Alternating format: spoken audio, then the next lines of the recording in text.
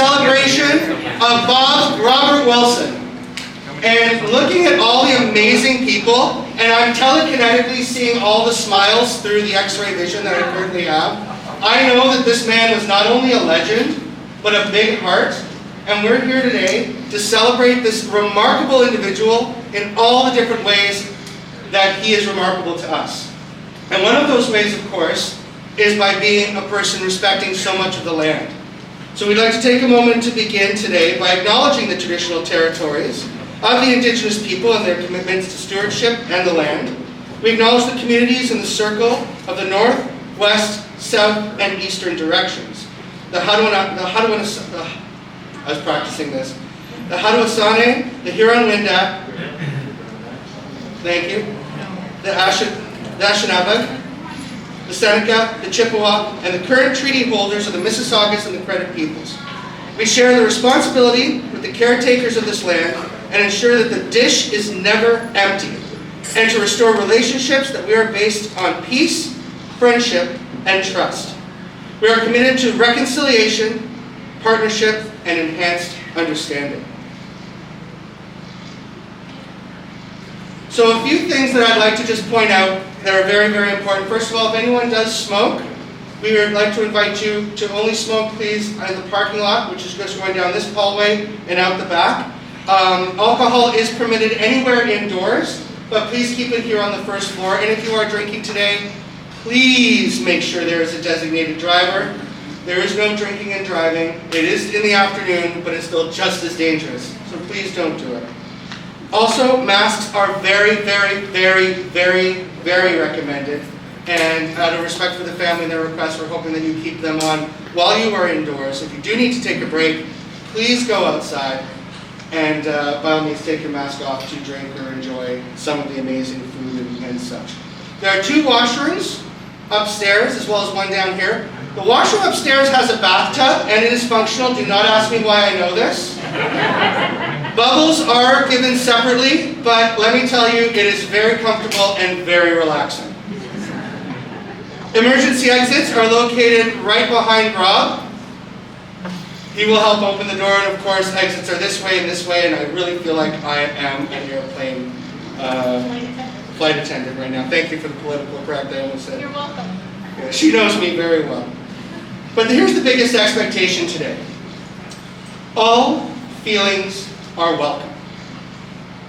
A lot of people are going through a very, very different journey. And even though this is a celebration of life, we want to respect and let you know that this is a safe space.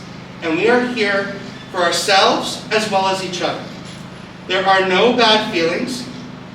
There is nothing wrong with sadness. There is nothing wrong with anger. There is just as much love and joy and respect. So we are here for each other.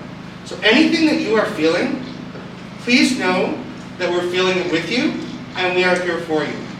A celebration of life welcomes all emotion. And there are several people here that want to share their emotions and share their moments with us. And first, I'd like to start off with Team Willson. These are the immediate family of our beloved Bob. And the first person that I'd like to welcome is his lovely, young, and amazing wife, Barb.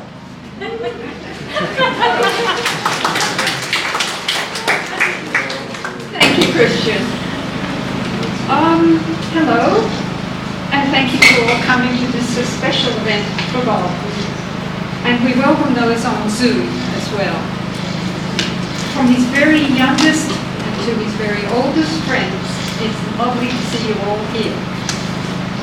Now, to clarify, Bob is Robert to his birth family and to his early childhood friends, and he's Bob to everybody else. And I was only introduced to him as Bob, so when I came here, it was an entirely different person. I just didn't know who Robert was. I celebrate Bob as a gentle, kind, wonderful friend, husband and father. And we miss his quiet, humorous, dry wit, his philosophy, his cheeky poetry, and clever guidance all the time. To paraphrase a quote, the manner of his passing was the measure of the man. He bore his illnesses with dignity, grace, and some humor. The family would like to thank Mayor Scarpetti of Malcolm for his kind tribute to Bob and to another gentleman on the 14th of July, the opening of the council meeting, and for the honour of the flag being flown half-mast in the community. That was a beautiful gesture. Now to happier stories.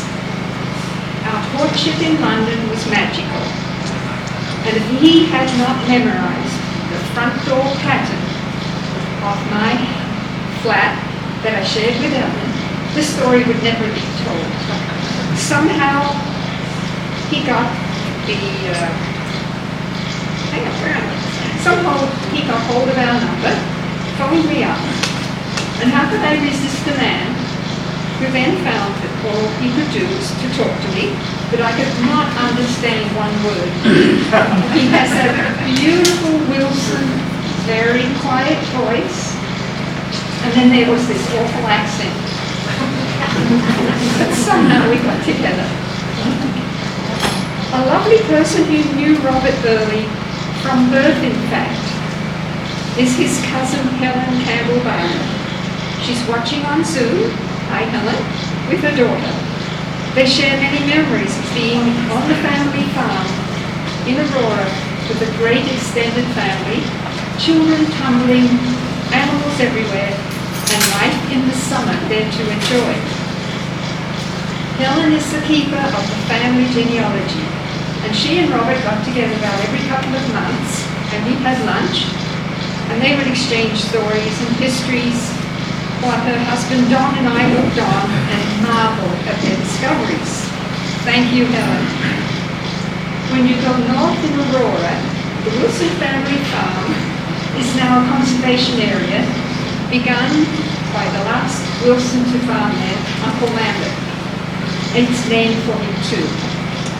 And on the flat field beneath the conservation area, on the meadow there, houses the Aurora Community and Sports Complex.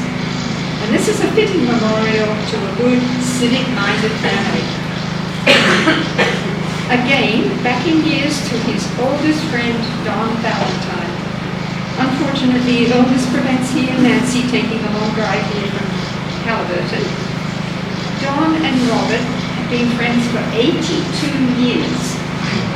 After meeting at the age of 3, the boys just clicked.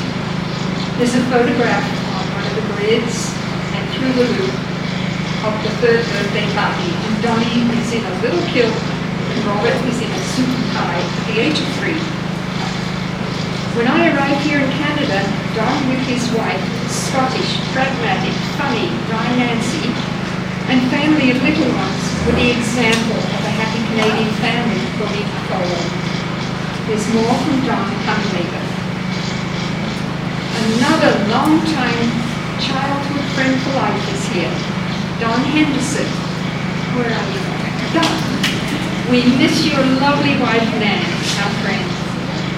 Don and Nan generously shared their lives, their guidance, scouting, and their cottages for holidays with us as we raised our children in Sarnia and Toronto.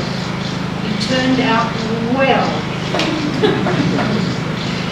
Did you notice those childhood friends of Bob's are named Don and Nan, Nancy and Nanette, and raised happy families?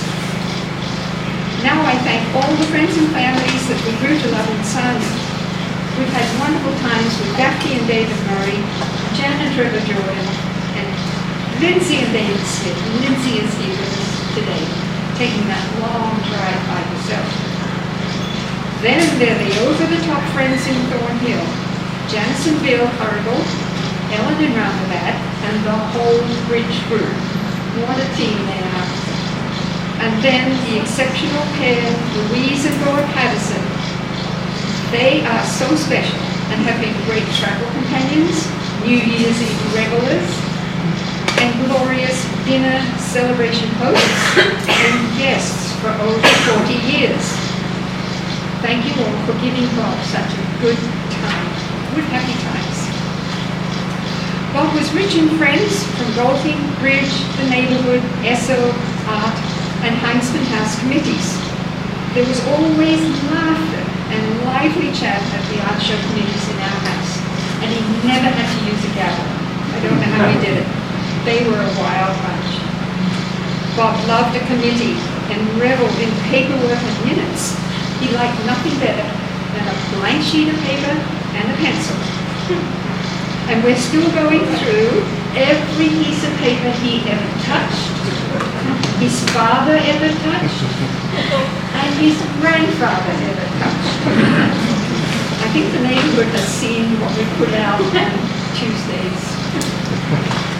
Bob also loved music, and we especially loved going to the Capital Music concerts. He bought a piano keyboard to play the 4 opening chords of Rachmaninoff's concerto. Over and over and over. We have a keyboard that was going to move out. Thanks would not be complete without my endless gratitude to our 2 boys, John and Rob, and their families. Tricia with Emma and Ethan, John, and Shizue, who came from Japan to help Bob with exercising and reading, and to be a support for Rob. The boys were the most gentle of nurses to Bob. They were wonderful.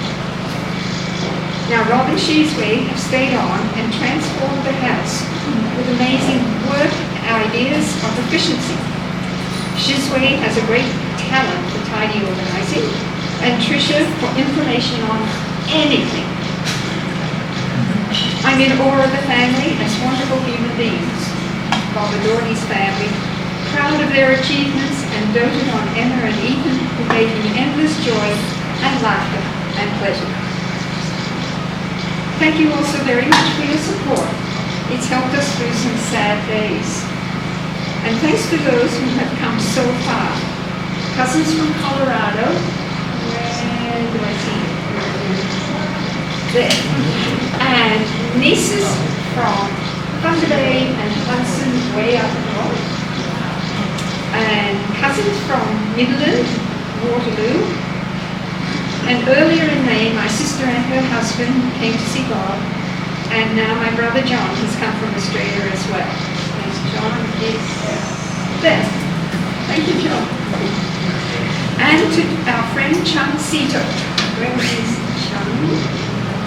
Hi, Chung. He has shaped and organized this event. It would not have worked without him. He's a tireless worker. I will leave it to others to describe their good times with Bob, but claim another few minutes to read what Donny Ballantyne sent us from their early days together in Toronto.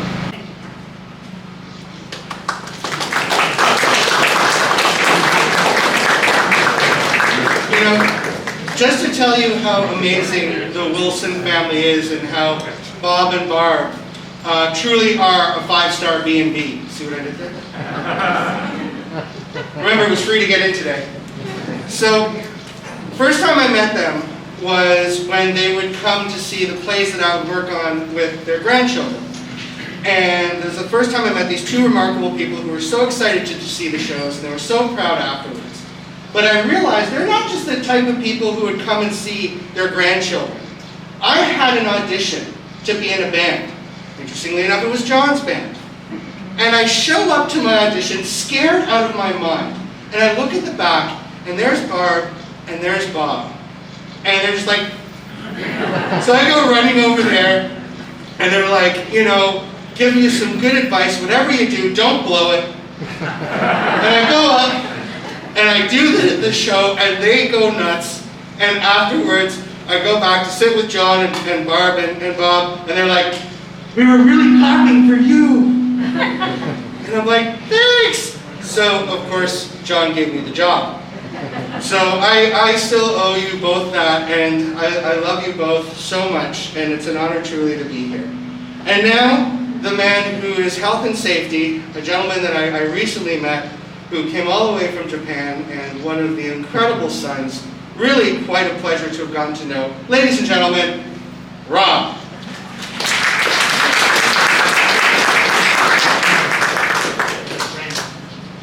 Hi everybody, thanks for coming. Hope you can hear me in the back. Sounds like you can. Okay. See what we can do. So I'd first like to draw your attention to the back of the pamphlet that was given out at the front today. And at the back, where the advice to the grandchildren is, it says at the bottom, plan ahead. This is something that Dad took very seriously. So this event, this guide, his funeral, his obituary, everything was planned for like 20 years ago. So everything he had touched and done in his life was all recorded for the paper, future plans. It was also kept in our house. And as those plans passed, the paper stayed. So since he's left us, we spent the last couple months going through all that papers. And within it, there was a huge gift in there. And he was meticulous about recording all the family history, all his vacations, all of his photos. And it was really wonderful to go through all of that and find these memories that he left for us.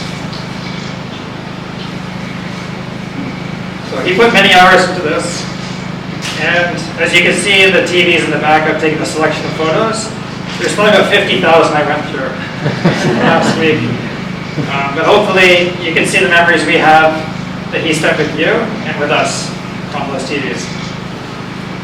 A lot of these photos were from family vacations and vacations he took with his friends.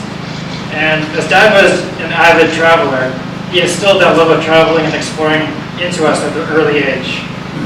We learned trips are the best way to build memories, challenge ourselves, and experience great things together. And there were many, which started with trips to the family cottage, Don's cottage, camping trips with the Scouts, week-long trips in Killarney Park canoeing, several large trips to Europe and family visits to Australia, visiting cousins in Ontario. And they were very impactful on me, and I'm really grateful for them. But it wasn't until I moved to Japan that I could return the favor. And with the help of my wife Shizume, we took him and Mom on several action-packed tours in Japan. The first with Mom, we hit all the highlights in Tokyo, Osaka, and Kyoto. But the second trip, 10 years later, turned out to be a father-son road trip for most of it. And I took him on probably a fairly intense itinerary. Within 14 days, we managed to cram in no less than 13 cities, 5 festivals, 3 castles, 2 of the 3 great gardens of Japan, and for good measure, 1 typhoon while staying in a 300-year-old farmhouse. I later found in his travel diaries, and I quote, "I am all agog at how Rob arranges things. It is life in the fast lane and I'm rushing to catch up." But still he calmly went along with everything and loved every minute. It is because of his calmness growing up. My friends used to joke that I lived in the Beaver Cleaver family from the Leave It to Beaver TV show. Because they never saw my parents arguing or getting mad about anything. And we did try our best to get a rise out of them. So I remember when I was really young, we had bought a brand new large TV. And at that time I had just learned in school if you put a magnet close to a TV, you could magically warp the colors. And I was so excited to show this to him. So I dove forward, put my super strong magnet on the TV, and at that time we learned it also permanently destroys the TV. And I think we only had it for a few hours, at least a couple of hours. But we couldn't return it at that point. But he just laughed it off. He wasn't upset at all. But many years ago, when my friend Thomas drove up our driveway to pick us up, he parked his car and dipped his head under the dash to check on something. This car wasn't in park. It just slowly went up the driveway and crashed through the garage door. And there was a huge noise within the house. We all came running out. Yeah, Thomas had driven through our garage door. But parents weren't upset. They laughed that off as well. Then there was Chung. We tried to anger them by repeatedly drilling holes in our freezer top while trying to build an enclosure for his car speakers. Dad didn't seem to mind a bit. But years later, Chung gave us his freezer. Then there was Dad. He himself couldn't make himself mad. One day, tired of his natural peanut butter oil separating from the peanut butter, he decided to put it in a blender and mix it together. He forgot the lid. So our entire kitchen got this brown, oily paint job that took hours to clean up. But again, nothing but laughs. I did eventually find out how to get a rise out of him just a few months ago. And that was not by bidding to slam in bridge when I should have. Besides that one terrifying moment, I remember him as the calmest person.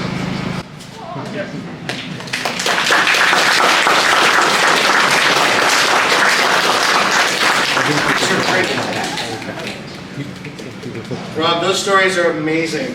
Oh my goodness. And you know what? It makes sense because the two of you are the two of the calmest people I've ever known in my life. So clearly you were raised with that love and that, inspiration. Because you really are remarkable. It's been such a pleasure meeting you these last few days. And now, one of the proud moments, of course, his other son, who is also a very, very dear friend, and an example of how Bob raised these two gentlemen to be some of the most compassionate, loving, and caring people. Please welcome my brother from another mother, John.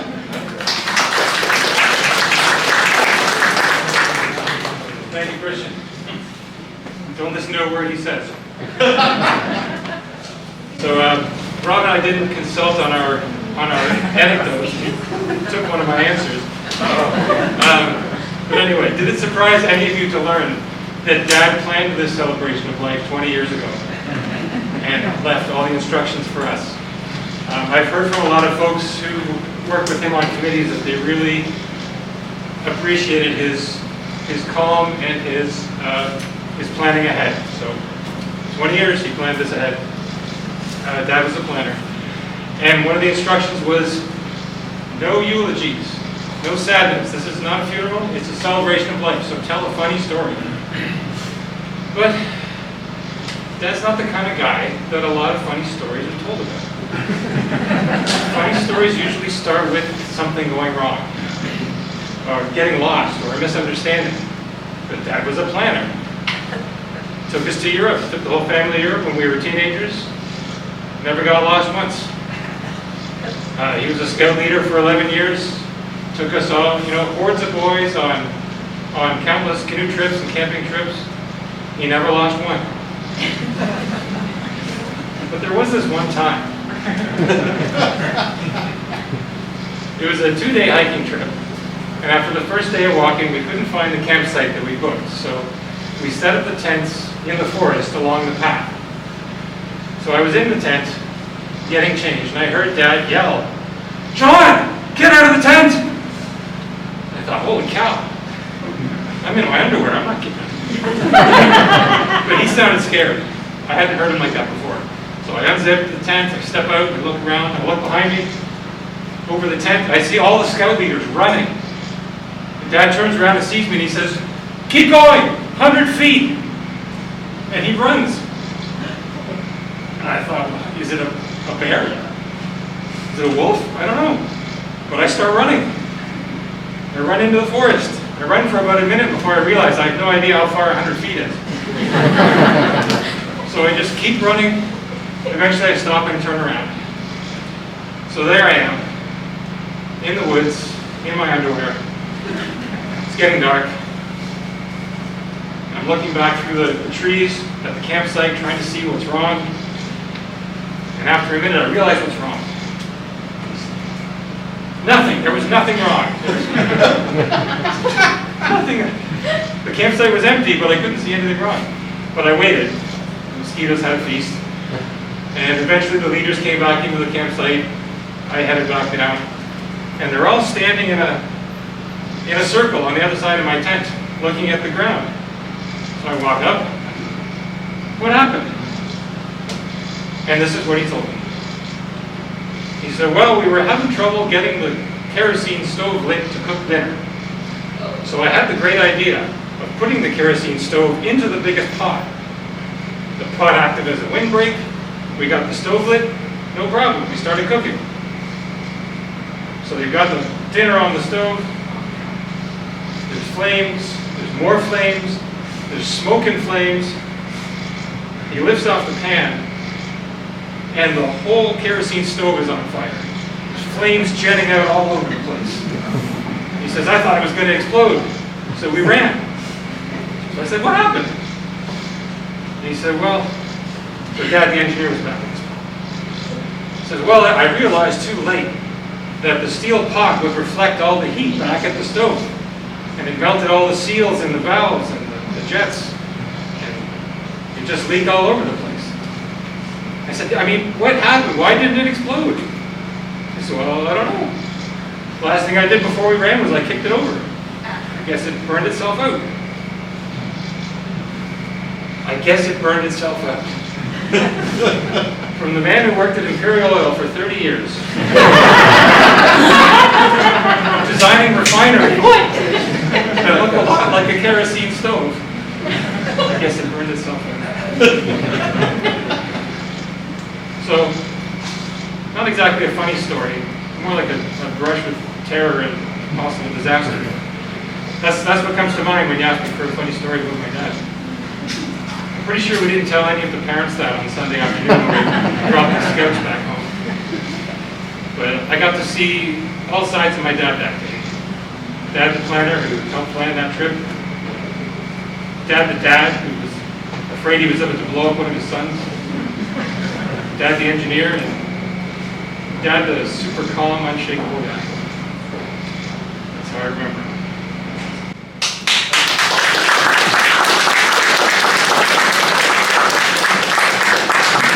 Thank you, John, and more importantly, thank you for reminding me why I don't camp.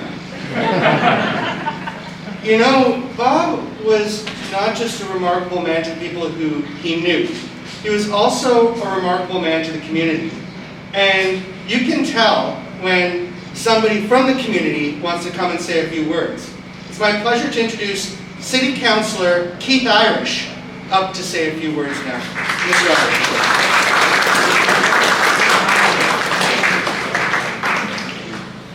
Maybe before I begin, I'd like to acknowledge, I believe, two of my predecessors are with us here today. My most recent predecessor, Valerie Burke, former Councillor Valerie Burke, I believe is here. And Stan, is that you with the mask? So, and Stan Dorrell as well. So I think that alone too, in addition to me, we almost have quorum for a meeting, I think. Thank you, Stan, for coming.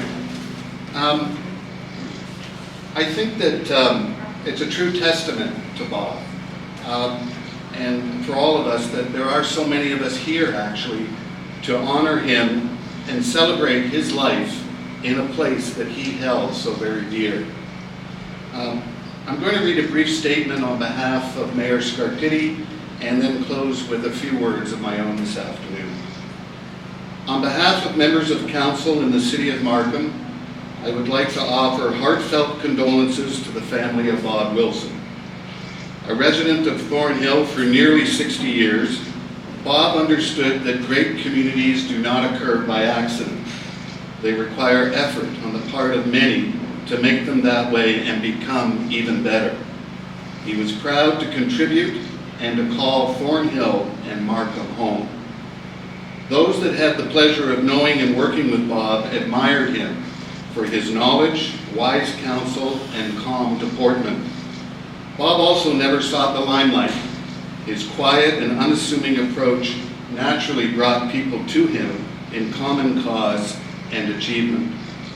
Official flags at the Markham Civic Center and Thornhill Community Center were lowered, as we heard earlier, last month in his honor and memory. May he rest in peace, and his family and friends, I'm the one getting emotional, be comforted by the warm memories and the deep appreciation and gratitude of our community. Now, a few words of my own. I first met Bob 5 years ago when he interviewed me for a role on the Heintzman House board. And I'm pleased to report that somehow I survived the interview and I was successful at being appointed. And some of you have heard this story before, but you fast forward a few years and I was chairing a board meeting in January of 2020. And as is our practice, we do a quick roundtable at the end of the meeting where everyone gets a final word before we adjourn. In this case, and I remind you, it's January of 2020. When I called on Bob, he raised a concern about a virus that had begun circulating overseas. And he went on to suggest that things would very likely get worse and that we should start making alternative plans now for the annual in-person art show in Sale, which was scheduled for April. And those involved, and I know there are members of the art show committee here today, they know they begin planning the day after the last one has wrapped up. So I was surprised, I'll admit, and I think it's fair to say everyone else on the board was too. Well, we all know what happened. And Bob, under his stewardship during the pandemic, pioneered moving the art show to a virtual format, which not only ensured its continuation during a difficult time for 2 years, but the enjoyment of it by the artists and community members across our city and the Greater Toronto Area. It continues today as an important community event and a lasting and fitting legacy to him. Thank you.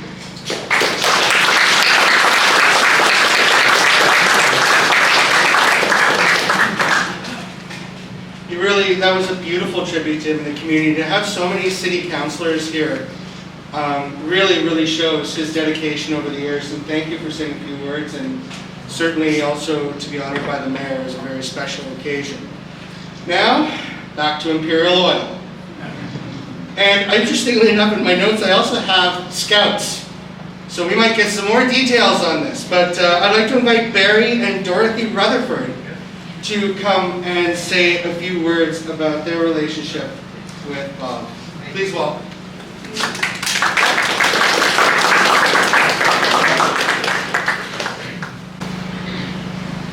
First, I'd like to say how very honored we are to have been asked to say for a few words about our dear friend Bob. We've had some very memorable times together. One of the happy events that we participated in was our couples bridge, gourmet bridge.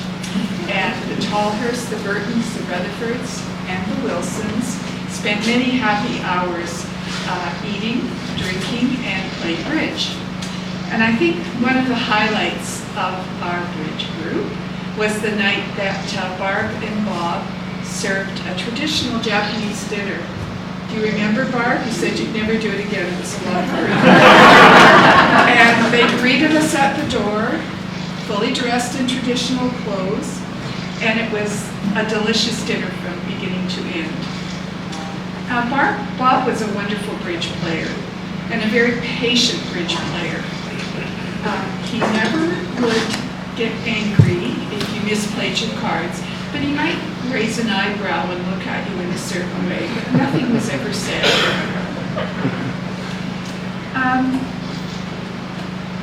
I would just like to say that also we spent a lot of happy hours traveling. Our Carolina golf trip, Caribbean cruise, and I think the highlight was our French River cruise. So with that, Barrie, we can finish off. Thank you, Dorothy. Props here. Bob and I had a 40-plus year friendship and covered a whole lot of things, including both worked for Imperial Oil, and we did a whole lot of things that Dorothy has talked about as couples. And we also really got to know one another in the scouting movement. Before I talk a little bit about scouting, I think all of you who know Bob quite well knew he had a sweet tooth. And eating muffins, cookies, candies, whatever. But he also had some diet restrictions. And I know that Barb kept an eye on him constantly. However, when Bob got a chance to cheat a little bit, he did on occasion. And one of the times that he cheated was virtually every Tuesday morning over the last 20-some years. We were playing bridge, Bob, Ray Burton, Ron Tallhurst and I, and we'd always have, we'd switch around the hosting, and we'd we'd always have sweets. And Bob, to put it bluntly, used to pig out, and we'd always look at him and chuckle and say, boy, you're lucky Barb's not here, because if she was, you'd be in real trouble. Correct? We really got to know one another in the scouting movement. I was on the inside and group committee, and I guess we were both there for about 10 years. And Bob had the important job. He was a scout leader, he was a cub leader and a scout leader, and one of the better uniform leaders that we had. And I see we have some representation from First Thornhill here today, which is nice to see. Good old friends. And Bob had all the superlative skills you could imagine to be a good scout leader, and he used them all, very diligently and very well. But one of his key skills was patience. He was a very patient man, very kind, very helpful. And of course, in Cubs and Scouts, and I'm sure John and Rob remember all the good times, Bob displayed a lot of his leadership skills, and one of the things that Scouters and Cubs and Scouts did is they earned badges. And Bob used his skills in many different ways to mentor these kids to do a lot of very interesting things. One of the ones that I remember was the Cup Car Rally, where basically to learn a badge for building a model, they had to build a little racing car that was out of a single block of wood, and then they had to fine tune it after they designed it and make sure it was roadworthy for the racing, because they had races amongst themselves within the packs, and then they went outside to other packs, and they had lots of fun. Another one was the summer camps, which is another important scouting activity, and that's been mentioned. And the one I'm going to mention was a summer camp where I think it was the Cubs. And incidentally, my boys were fortunate to be under Bob's tutelage and Cubs and Scouts as well, so it was a great experience for them. But this summer camp, adjacent to the campsite was a little pond or pool or whatever, and one of the boys noticed some cans, or I guess back in that day, bottles of beer cooling in the stream. So they said to Akela, excuse me, there's some beer here, and so Bob immediately took over custodianship on them, and they referred to him as Akela, and Akela is the nickname I've given Bob, and I've been calling him Akela for 40-some years. But anyway, so he took the beer and set it aside, and then he got the boys settled down at night, and then lo and behold, as a nightcap, Bob cracked one of the bottles of beer and he drank it himself. At least that's the story I heard. You probably, John and Rob, remember our fundraising, fertilizer drives, and garbage bags. And we did that to raise a little bit of money to subsidize a number of activities. And one of the key activities that Bob participated in general leadership, was to accompany boys to a couple of Canadian jamborees, which is a highlight in scouting. And he was absolutely outstanding in terms of the way he provided his leadership and support. And to cap it all off, like everybody else who's spoken today, Bob's service to First Thornhill was appreciated, and his skill and ability was acknowledged by many, many people. And interestingly enough, I have a little prop here to culminate everything. Bob was presented with the Ralph McCachran Award, which is for outstanding service to First Thornhill, and it recognizes all the great things that he contributed to the scouting movement, and it was presented to him in 1989, so a long time ago. But he was a good one, and a very dear friend, will be missed. Thank you.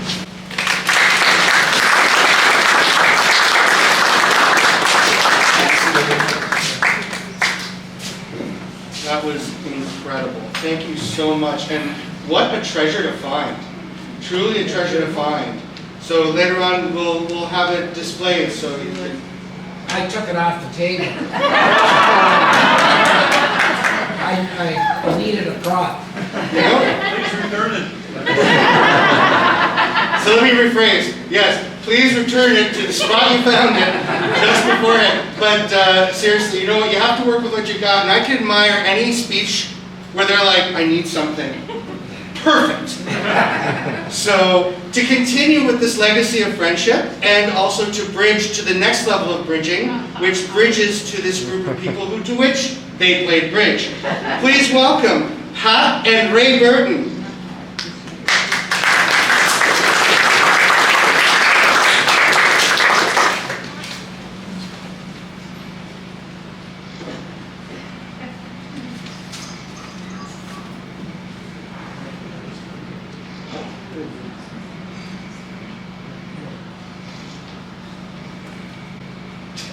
Actually, I think I'm going to be flying solo on this one. It was my crafting that, for good or for worse, that I put these stories together. But I too, like others, have been very honored to have had Barb invite me to make some comments about my memories of Bob Willson. And I was very proud and happy to be able to do so. I first met Bob, if you can remember, think about this, in March of 1962. That's a long time ago. And we were both young chemical engineer bachelors living at the time in Sarnia's Chemical Valley, Canada's Chemical Valley in Sarnia. And at the time, Bob was working for the Polysar Corporation, and I was working for Imperial Oil. We were just pretty green young engineers at the time. Details of how we met and where we met might be another little story in and of itself. I'd be happy to share with people if they want to be curious about that. We stayed in touch throughout the early 60s at a local curling club in Sarnia. And it was not until it was not until 1966, a little bit later, that Bob actually joined Imperial Oil. I was still there at the time, and we both spent our subsequent careers in the refining sector of the company, but we never actually worked together in any specific locations or in any projects or in any other field locations. And I'm pleased, however, to be able to say that I have kept in touch over those years that we were in that same silo within Imperial Oil. And I can say now that after 60 years, I still like to think that I have a wonderful friendship of this fellow for 60 years, which I will always treasure. It wasn't until both Bob and I had retired and found ourselves both, of course, living here in Thornhill, that Pat and I really became close friends with Barbara and Barb. That's where we really befriended both of them. And at the time, we knew them casually, but we really tried to cement things, I guess, about over 20 years ago, when we invited ourselves, along with two other wonderful Thornhill couples.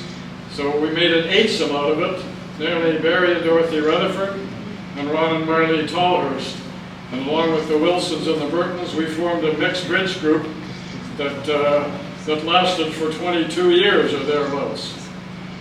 We would all meet as an eightsome about every 6 weeks or thereabouts, and we would rotate between our various houses, and we'd all enjoy a wonderful dinner, and then we'd abide back to the bridge group and find our two bridge tables and play 16 hands of bridge, 4 with each of our respective spouses, and it was seldom that we got home before midnight.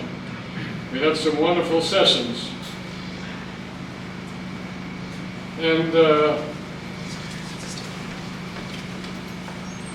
during that time, we never took any summer breaks. It was on 12 months a year is the way we worked our bridge game.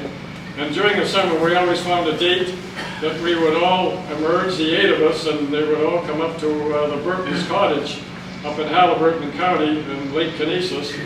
And we would enjoy a 2 or 3 day break up there, where we would play bridge one night and then have another night of maybe some nonsense cards games, which some of us appreciated more than others. Maybe Ron is not as much as the rest of us. Had some lot of fun with Ron and our card games up there.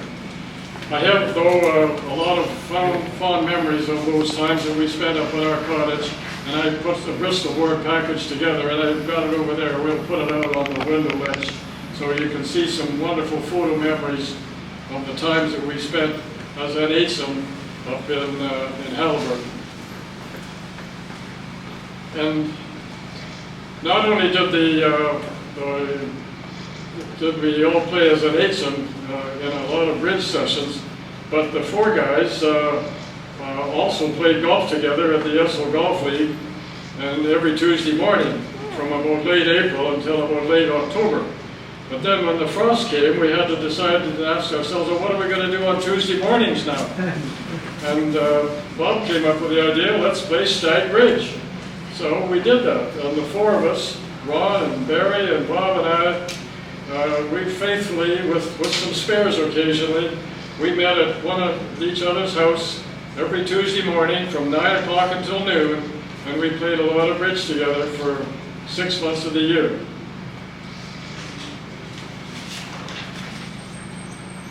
And then, of course, in March of 2020, and the COVID-19 hit, and that just put a kibosh on everybody's lives, as we all know. Our mixed bridge sessions had to end. Our Tuesday morning side bridge had to end. And that's when Bob spurred us on, the four guys anyway, spurred us on into learning how to play virtual bridge on the computer. And Bob had done some research with a fabulous app called Trickster Bridge. And we quickly learned how to use it, and we had a lot of fun with that for the next 2 years. This opened up a wonderful window for us, and we hardly missed a 3-hour session on a Tuesday morning between March of 2020 and May of 2022. With Trickster, we could use our webcams and our on our laptops or on our tablets, and we could virtually see each other. Everybody was visible, and then it also featured the audio system so we could hear each other. And it was like playing bridge almost as though we were in the same room together. And it was so good that we could always find Barrie grousing and grimacing when he missed a finesse. You could see that so clearly.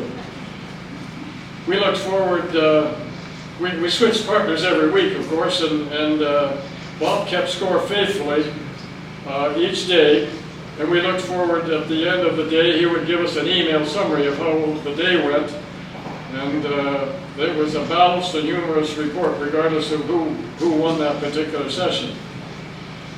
We look forward to those summaries that Bob sent us almost as much as we did the games themselves. Trickster Bridge was a wonderful outlet and a tonic, I think, for Bob, who was largely housebound during the pandemic. But I don't remember ever missing a Tuesday morning session in those 2 years. And he played right up until the week before he had to go to the hospital for his surgery. Back then, at the start of this gang, I started to refer to our MCing with an acronym called the EROF. But the letter O didn't sit very well with the other 7 people, and we had to modify it somewhat, and so we condensed it to the Esso retired folks, ERF. We could figure out what the O might have stood for. We not only have had wonderful memories of these many bridge sessions that we've had, but our EOF group also enjoyed some memorable travel opportunities. The first of these was a 10-day Eastern Caribbean ocean cruise that Barrie Rutherford organized for us in November of 2004. We sailed from Fort Lauderdale, Florida, down to the Barbados and back again. And we were thoroughly spoiled during that session.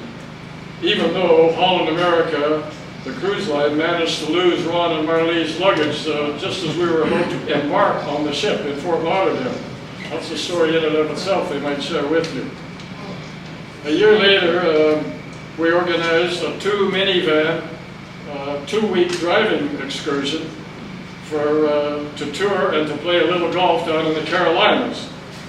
That was in November of 2005. Bob and Barrie each piloted their minivans, while Thornhill and the Burtons supposedly acted as navigators. We managed to get as far south as Savannah, Georgia, and we squeezed in a couple of golf games in Charleston, South Carolina on our way down, and a couple of games back in Myrtle Beach on our way back north again. That was 10 days of just a wonderful opportunity to have some great times with some great friends.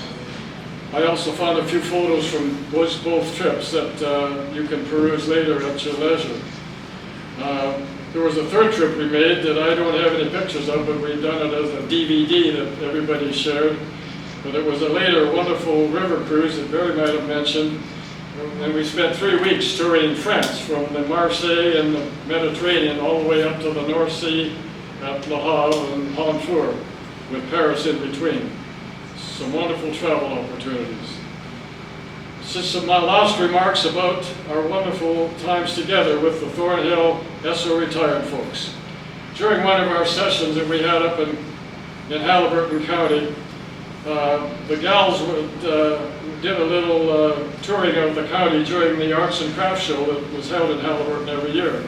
And Barbara, with her shopping, found a splendid piece that she thought would make a good trophy for our SO mixed bridge group. And she brought it home, and we thought it would be a dandy. We had it framed, and gave it to the winner each time we had a bridge session, and we could keep it in our mantelpiece for the 6 weeks until the next time. And it became known as Russell the Roving Rooster. And Pat, in February of 2020, was the last recent winner of the trophy.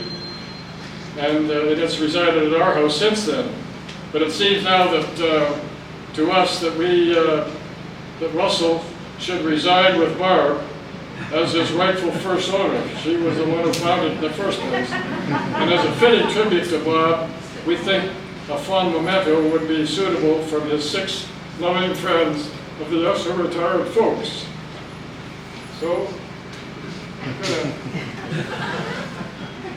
I'm gonna dig Russell out. This is Russell, the Roving Rooster, with all the history of how many times he got awarded. And I think Bob would probably approve, Bob, if I pass it back to you for his final home.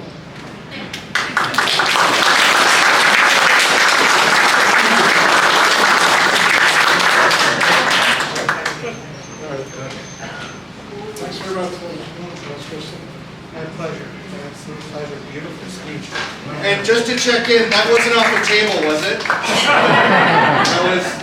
So that one will be on display with all the rest of these amazing artifacts. And I just want to do a special note to all the people my age and younger. Okay, maybe younger than me. See, us adults do understand technology and how apps work. Next thing you know, it'll be TikTok Bridge. And we are looking forward to seeing that. Now, to acknowledge the Guinness Book of World Records, we have the oldest, I love how the kids in the back are like, TikTok. Guinness Book of World Records has called the oldest friendship in history Mr. Ballantyne and Mr. Wilson. And today a special letter, I don't know that honestly, but I would think Guinness should do that. We have a special letter from Donny Ballantyne, Ballantyne's attack. Donny Ballantyne that Barb is going to read for us. So, in spirit with us all now, being read by Barb, Donny Ballantyne.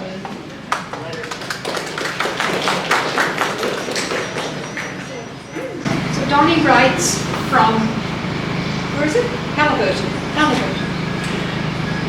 Hi Barb. I will begin by covering our years starting with public school. We both began kindergarten together.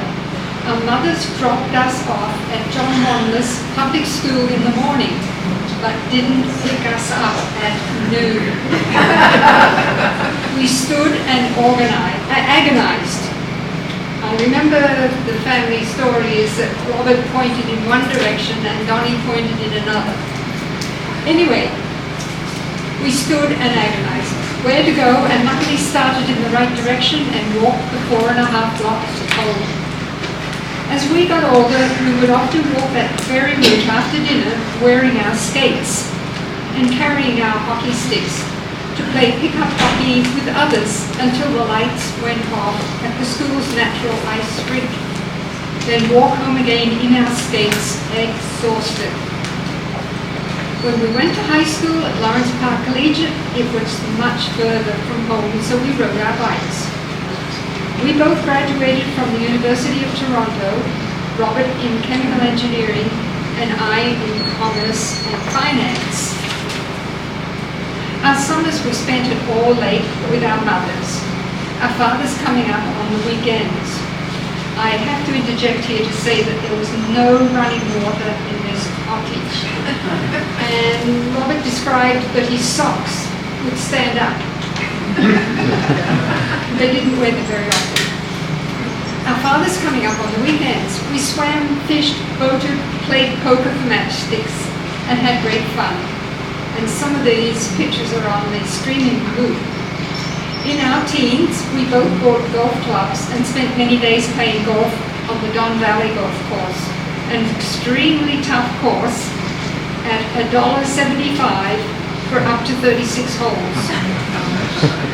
For 2 summers, we went to Pioneer Summer Camp, and the other summers we had jobs, one of which was both of us going to work at Abitibi Pulp and Paper Mill in Sault Ste. Marie and boarding together there. In earlier years, Robert and I attended a Kodak photography course at downtown Toronto and learned how to develop and print slides and photos, and bought all the equipment which we used to process our own pictures. We also took an interest in tropical fish, built our own 20-gallon aquariums, and bought fish, I don't know how to say this, at Dunanon's bicycle store basement on Eglinton Avenue. That led to my final business career, the move to a franchise in Hamilton of Big Al's Aquarium Services and Pet City. One day, Robert and I were in Hamilton and we thought we would drop by and find this pet shop. And an employee said that Donny was busy, but he was out in the office, and so he trotted us back to the office, opened the door, and there was Donny at a table, with the table covered in money, as he's trying to count the day's takings. I just thought anyone could have walked in on him. In October 1960, Nancy and I got married in Scotland, and my mother organized a party with my friends before we flew over to Scotland. These photos are also on the streaming blue. Love, Don. And thank you, Don.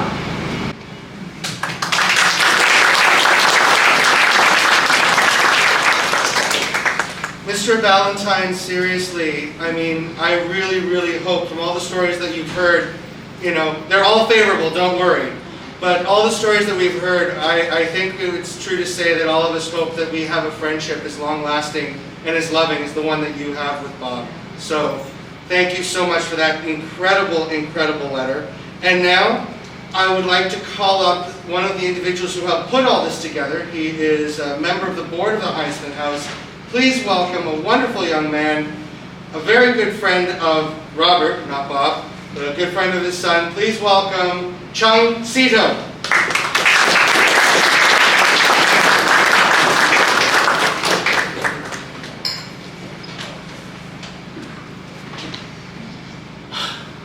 Welcome everybody, good afternoon. Oh my gosh, I'm kind of speechless now. I first met Bob probably over 30 years ago. I knew him as the father of my longtime friend Bob, or Rob rather, and I kind of get mixed up sometimes. And then later in life as a fellow board member for the Heintzman House and friend. During his tenure at the house, he wore many hats. He was the secretary at one time, treasurer, vice chair and chair as well. And but I think he was probably mostly known for and probably proud of the art show, where he, along with a bunch of other committee members, and spearheaded the art show, annually art show, that was tremendously successful for numerous artists around the GTA and York region. I think we all knew him as a very soft-spoken man, but when he spoke, we all listened. And sometimes he used one of these. And I think secretly he actually really enjoyed using it. So, yeah. So one of his final projects with the house was the restoration of a Heintzman Grand Square piano, which is actually in the other room. I'm not sure if you guys saw it there. It's actually out there in display. And along with another Bob, who's on the committee, Bob Heintzman, we finally finished it. And on behalf of the Heintzman House, we would like to dedicate the piano and the restoration of it in memory of Bob with his plaque.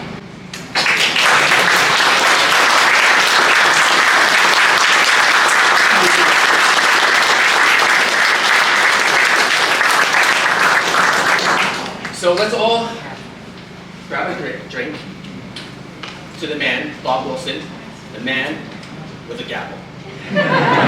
Cheers.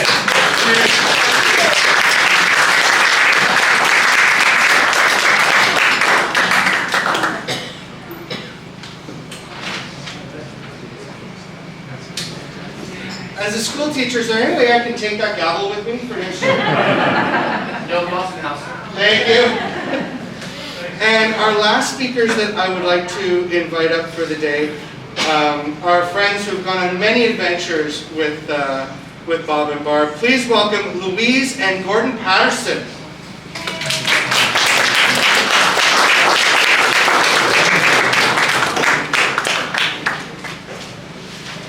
Over the past few months, Louise and I have recalled shared memories of our very long friendship with Bob and Barb.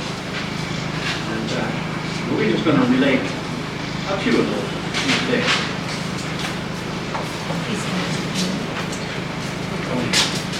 Bob loved his family and friends deeply, and we are fortunate to be friends with him for over 40 years. And as you heard, we spent almost all of those 40 years, New Year's Eve for 40 years with them. And one of the most memorable was when we went off to Ottawa for the Y2K. And one of our traditions was that the men wear tux and the women wear a long dress. So off we went to Parliament Hill, clothed in layers of thermal padding under this formal dress. And we stood just freezing, watching as a little man was climbing the Peace Tower. Now the awful part was, and I could see Bob just watching this, he was not going to get there before midnight. And there was a hush going over, but I'll always remember just we were going to be grand to welcome in the next 100 years. I just have to throw in a bridge story. And we were at Barb's house for bridge. The cards were dealt. Barb went really quiet. She got up, went to the basement door, went down to the basement, and about 2 minutes later came up and she said, 7 no trump. And I'll never forget Bob, who stood right beside her as she played it out, and she got it.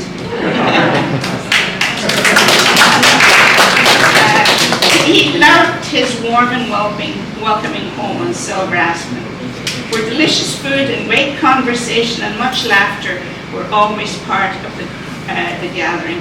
And Bob was a superb host. He made you feel very special. He loved his community of Thornhill and gave back to it in so many ways, and you've heard about all of them today, starting Answellford, the Thornhill Arts, the Heintzman, and they all benefited from his wonderful leadership. He loved Canada for its beauty, its diversity, and the opportunities that it gave his ancestors and his family. He loved traveling the world, and we were fortunate to share in many of those adventures. Bob's camera was always at the ready, mostly of historical plaques so he could read them later. He saw the world through the eyes of an engineer and an artist and a person who cared deeply about its survival. Gord and I will miss our great friend, our wonderful neighbor, and our special traveling companion. His was a life well lived. Rest in peace.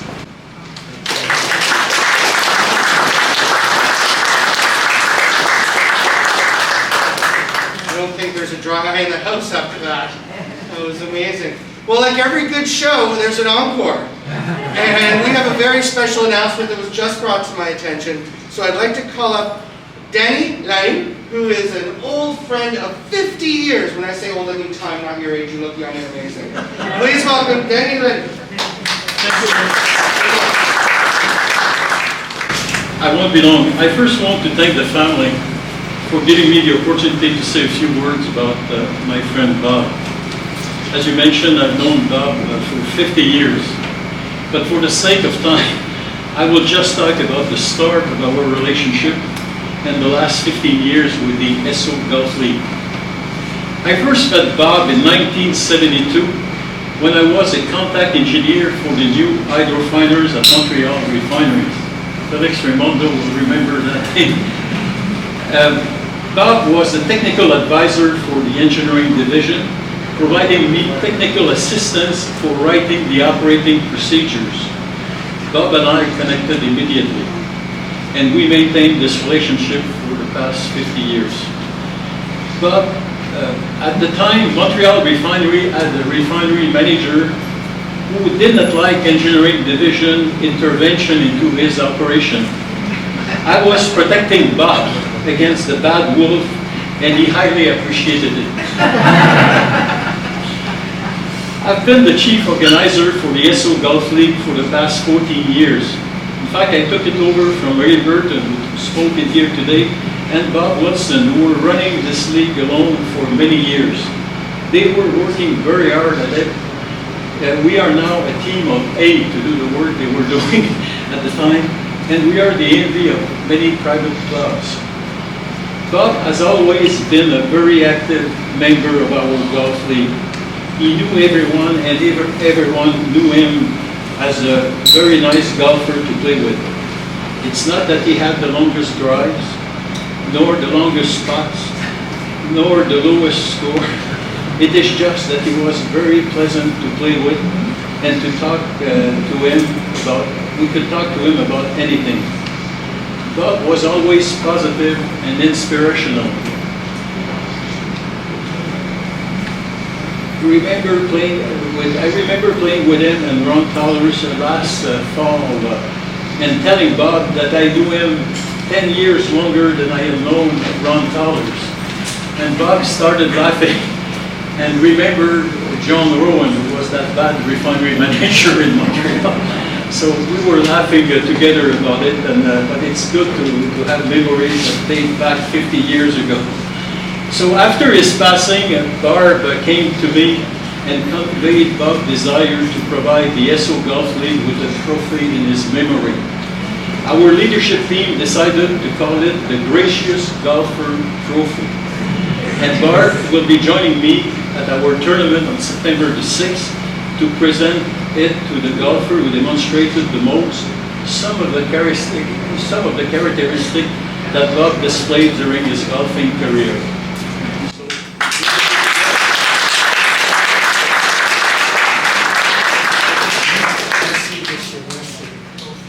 And now, ladies and gentlemen, as we're about to close, I would just like to ask you all to indulge me for a moment. Can everyone please close their eyes, and I want you all to think about your favorite memory of Bob. Maybe it's a bridge play, maybe it's a piece of art, maybe it's a fun, funny moment, maybe it's something at a campsite. But if you could take that moment and really picture, and if you didn't know him that well, just look at one of the art pieces that are near you and take that moment. And close your eyes and imagine it.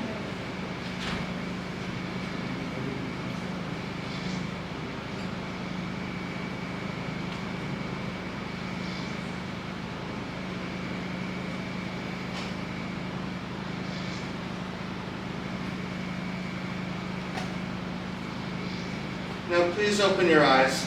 Look to someone you know or someone that's next to you.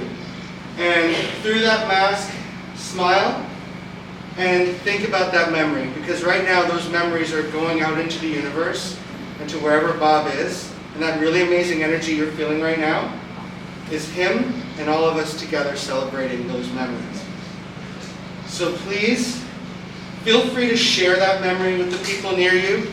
We still have lots of time together to enjoy the posters and pictures and share those stories, because that is truly how we celebrate life. Thank you for everyone who spoke. Thank you to the amazing staff at Heintzman and to Vinci's catering, Nick, who's caretaking today, and of course all of the waiters and wait staff, and especially the amazing families. All of you, we love you. Bless you all. Please enjoy the rest of the afternoon.